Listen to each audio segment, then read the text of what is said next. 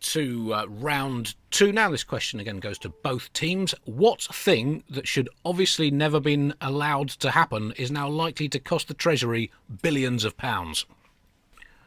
Being in government? It's close. Letting buildings catch fire. Correct, yes. That is the correct answer. Housing Secretary Robert Jenrick announced billions of pounds in funding this week to help tackle the UK's flammable cladding crisis, confirming that leaseholders in high-rise residential buildings will face no cost for cladding repair works, and leaseholders in low-rise buildings can, and I quote, go swivel. This is a story that, I don't know, it's one of the most bleak and depressing stories in recent times. And what can we learn about Britain from this whole sorry mess? Isn't this just classic Britain? Like, this is actually Britain encapsulated in a moment in time. Go in, muck things up, ruin lives, then come in and go, oh, we'll help you. Like, it's very kind of the government to cover the costs of removing unsafe cladding they approved in the first place. It's like giving someone a head trauma and then getting praise for applying pressure to the wound.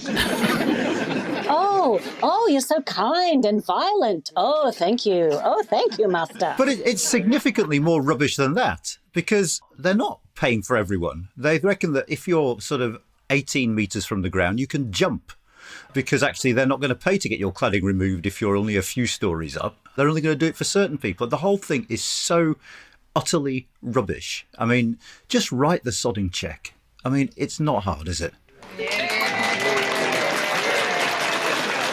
The only bit of this grim story that I've found joyful is discovering that the Shadow Housing Secretary is called Fangham Debonair, and that she chose that name and changed it by default shortly after graduating from Oxford. And now, she is awesome, by the way. I'm just jealous that I only went kind of half-mast and stuck with Fostercue, and I wish I'd just sort of gone the whole hog and called myself Jessica Fancy Pants. Never too late. The Grenfell United campaign group described the government scheme as, quote, too little, too late, which is a bit harsh. It's only 3.5 years after a completely avoidable and unimaginable tragedy with repercussions affecting the lives and properties of thousands and thousands of people.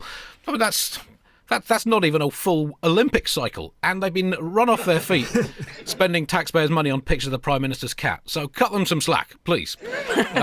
Coincidentally, Too Little Too Late was also draft one of the Hands Face Space slogan. And